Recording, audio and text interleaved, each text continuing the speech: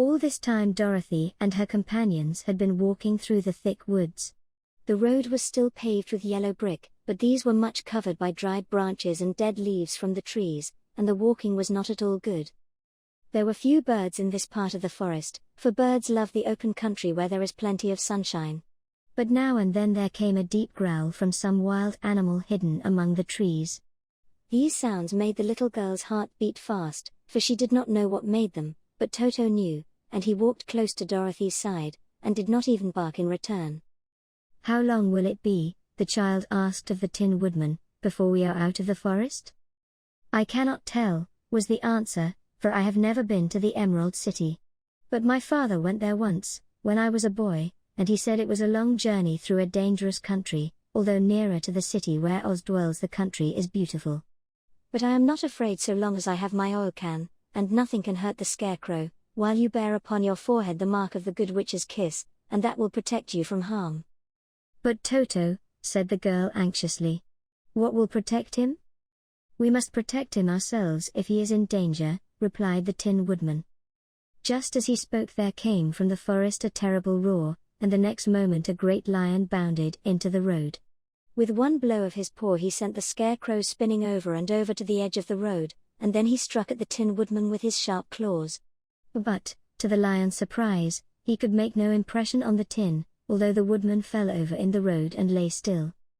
Little Toto, now that he had an enemy to face, ran barking toward the lion, and the great beast had opened his mouth to bite the dog, when Dorothy, fearing Toto would be killed, and heedless of danger, rushed forward and slapped the lion upon his nose as hard as she could, while she cried out, "Don't you dare to bite Toto.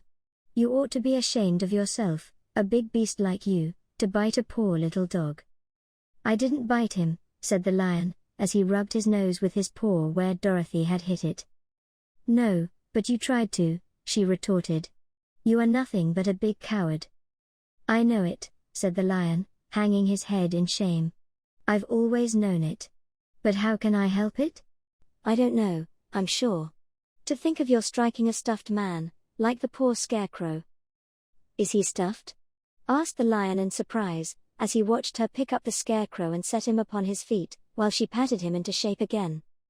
"Of course he's stuffed," replied Dorothy, who was still angry. "That's why he went over so easily," remarked the lion. "It astonished me to see him whirl around so."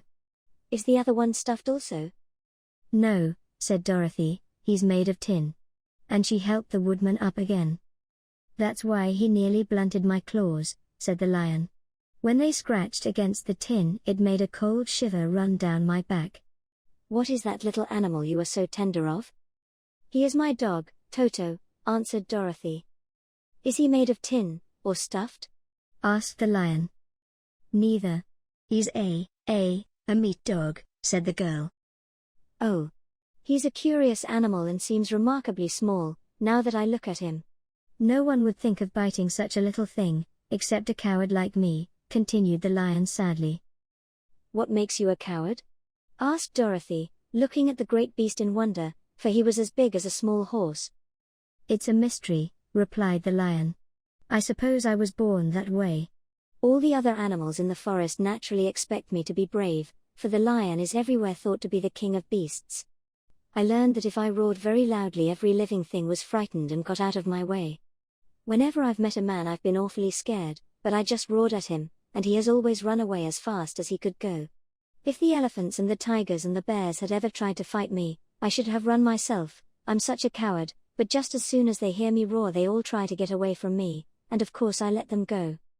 "But that isn't right. The king of beasts shouldn't be a coward," said the Scarecrow. "I know it," returned the lion, wiping a tear from his eye with the tip of his tail. "It is my great sorrow, and makes my life very unhappy. But whenever there is danger, my heart begins to beat fast." "Perhaps you have heart disease," said the Tin Woodman. "It may be," said the lion. "If you have," continued the Tin Woodman, "you ought to be glad, for it proves you have a heart. For my part, I have no heart, so I cannot have heart disease." "Perhaps," said the lion thoughtfully, "if I had no heart I should not be a coward." "Have you brains?" asked the Scarecrow. "I suppose so. I've never looked to see," replied the lion. I am going to the Great Oz to ask him to give me some, remarked the Scarecrow, for my head is stuffed with straw. And I am going to ask him to give me a heart, said the Woodman. And I am going to ask him to send Toto and me back to Kansas, added Dorothy. Do you think Oz could give me courage? Asked the Cowardly Lion. Just as easily as he could give me brains, said the Scarecrow. Or give me a heart, said the Tin Woodman. Or send me back to Kansas, said Dorothy. Then, if you don't mind, I'll go with you, said the Lion, for my life is simply unbearable without a bit of courage. You will be very welcome, answered Dorothy, for you will help to keep away the other wild beasts. It seems to me they must be more cowardly than you are if they allow you to scare them so easily.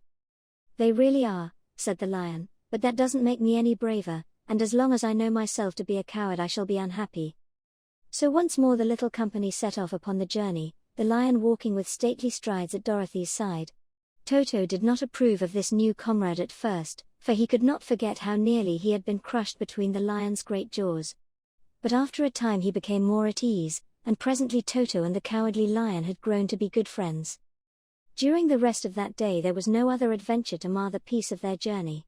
Once, indeed, the Tin Woodman stepped upon a beetle that was crawling along the road, and killed the poor little thing. This made the Tin Woodman very unhappy, for he was always careful not to hurt any living creature, and as he walked along he wept several tears of sorrow and regret. These tears ran slowly down his face and over the hinges of his jaw, and there they rusted. When Dorothy presently asked him a question the Tin Woodman could not open his mouth, for his jaws were tightly rusted together.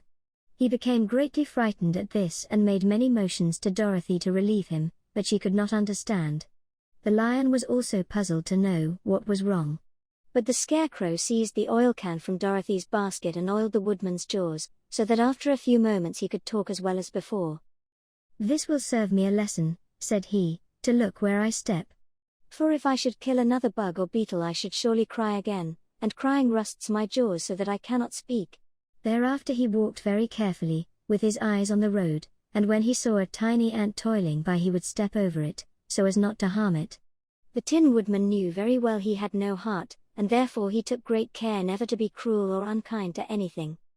You people with hearts, he said, have something to guide you, and need never do wrong, but I have no heart, and so I must be very careful. When Oz gives me a heart of course I needn't mind so much.